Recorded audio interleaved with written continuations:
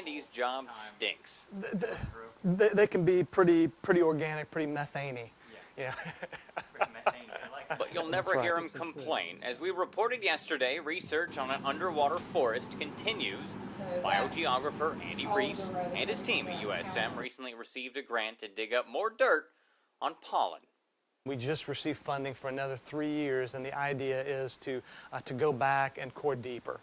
Due to a process in geology called differentiation, the deeper the core goes, the further back in time it looks. So this new grant and the research will help Reese and his team look even further back in time. But we count the sample until we've reached 300 identified grains, and then we'll look at the percentages and see how much pine was there, how much oak was there, how much bald cypress was there.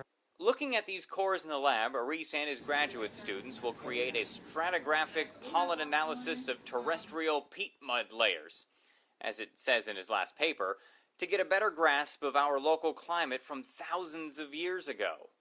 An old view of what's going on, a real data set that you can kind of say this is higher, this is lower than things have been experienced in the past. Yeah. And with this new grant, Reese will have access to these new cores, and he can get under the microscope and look that much deeper. Last time we were limited to the depth of sediment core we could take, but there was still more terrestrial material down there, so we don't really know how far back it goes, how deep it goes. And so now this next round of funding is for us to take deeper cores and try to get to literally the bottom.